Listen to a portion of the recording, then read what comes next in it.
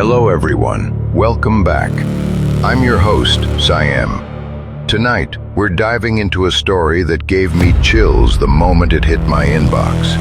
This isn't a legend from an old book. This is a first-hand account sent to me by a man named Elias, currently living in a secluded suburb in the Pacific Northwest, Oregon.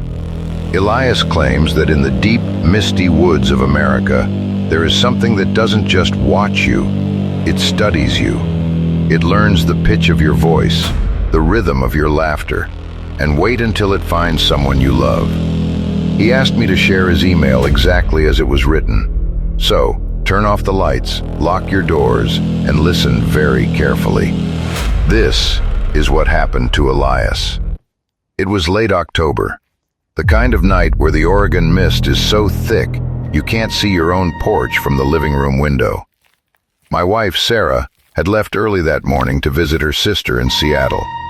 I was home alone with nothing but the sound of the rain and the creaking of our 1920s farmhouse. I fell asleep on the sofa around 11:30 p.m., but at exactly 2:14 a.m., I was bolted awake. Not by a crash, not by a scream, but by a whisper. Right outside the front door, I heard it, clear as a bell. "Elias, honey, I'm home. I forgot my keys. Please let me in, it's freezing out here." My heart leaped. It was Sarah. Her voice had that specific soft tremor it gets when she's cold. I stood up, rubbing the sleep from my eyes, walking toward the hallway. "Sarah, you're back early?" I called out. "Yes, baby. The drive was terrible. Just open the door," the voice replied. I reached for the deadbolt. My fingers were an inch away from the cold metal when I stopped. My blood suddenly turned to ice. I remembered something. Sarah's sister lives in an area with zero cell service, but Sarah always calls me from the landline as soon as she arrives. She had called me at 9 p.m. She told me she was already in bed. Seattle is a 6-hour drive from here. There was no way she could be on my porch. I froze. The house felt unnaturally silent. "Sarah?" I whispered, my voice trembling. "Is that really you?" "Elias, please. It's so cold. Just open the door," the voice said again. It was her. It was her exact tone, her exact inflection. But something was off. It was too perfect, too rhythmic. I didn't open the door. Instead, I backed away into the kitchen and grabbed my phone. I dialed Sarah's number. As the phone rang, the voice outside changed. "Elias, why are you waiting? Open the door." The voice was becoming deeper, distorted, like a recording being played at the wrong speed. Then, Sarah answered the phone. Her voice was groggy, filled with sleep. "Elias? It's 2 a.m. Is everything okay?"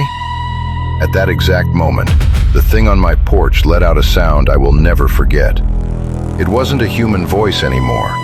It was a guttural, wet growl that transitioned into a high-pitched mimicry of Sarah's laugh. I looked at the smart camera feed on my phone. The porch was empty. There was no one there. But the heavy wooden door, it started to vibrate. Something was leaning its weight against it. Not a hand, something heavy, something ancient. I remembered an old warning from my grandfather who grew up in these mountains. He used to say, "Elias, if you hear a loved one calling you from the dark, wait for the third call. An animal calls once, a person calls twice, but a demon, it can never call 3 times." I stood in the kitchen, clutching the phone, listening to the real Sarah breathe on the other end, while the thing outside called my name one last time. "Elias, open it!" Then, silence. I stayed awake until the sun came up. When I finally worked up the courage to look outside, there were no footprints in the mud, but there were 4 long, deep gouges carved into the wood of my front door, right at eye level. Elias ended his email by saying he moved out of that house a week later. In the Western world, We like to think we've conquered the dark with our streetlights and our technology. But stories like this remind us that there are entities, call them jinns, call them mimics, call them shadows, that have been here much longer than we have. They know our names. They know who we miss. And they are waiting for us to make that one fatal mistake. So the next time you're home alone and you hear a familiar voice calling you from the backyard or the basement, remember Elias. Don't answer the first time. Don't answer the second time. Because if there isn't a third, it was never your loved one to begin with. Stay safe, stay alert, and most importantly, stay in the light. I'm Siam. Good night.